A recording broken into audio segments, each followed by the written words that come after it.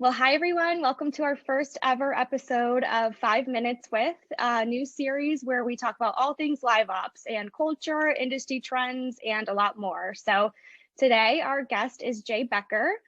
She is the new Live Ops Vice President of Strategic Planning and Enablement. So welcome, Jay. Thanks so much for being here and being our first guest. It's so exciting. And congratulations on your new role with Live Ops. Thanks, Katie. I'm so happy to be here. Thank you. Yeah. So first question. So can you share a little bit more about your role with Liveops, why you were brought on to this position, and maybe why you chose Liveops? Sure. So I was brought on to Liveops to shepherd the business transformation work. And what first attracted me to the position really was that business transformation piece. That's really where my passion has been for the last 10 years. But more importantly, I'd say that it's not just about business transformation. It's about coming in somewhere that has the right culture and the right mindset. And certainly getting to meet with Greg and the leadership team during my interview process, certainly left convinced that our beliefs are more than just the slogan on the website, and that we really do, show that empathy with what we do. For all those reasons, I was super excited to join Liveops last month. Wow. Yeah. I mean, it is a very exciting time to join Liveops. I've been here about a year and a half, and we are going through some major transformation. So we're really happy that you are leading the charge on that. And switching gears a little bit, today is International Women's Day. And that is really a global day of celebrating many achievements of women. And this year's theme is break the bias. So we know there is a bias about women in the workforce, in leadership. Have you ever been in a situation where you have, overcome that bias? And what did you really learn from that? Really, to be honest, I'll start with my own bias. When I was in my mid-20s and pregnant with my first child, and just a few months into my pregnancy, I was diagnosed with a heart condition and cancer. Oh, wow. And I was working full time. I went into this pregnancy totally healthy. And then all of a sudden I have all these problems that require surgery. And, at work, I was trying really hard to not show that I was struggling with my own health problems, let alone I was pregnant.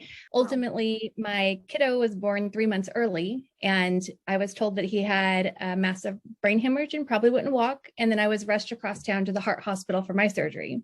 Wow. And at that moment, I thought, oh my gosh, it was probably a lot of my own bias, hard enough to be an effective full-time career woman and a mother, but now to have a special needs child on top of that, what am I going to do?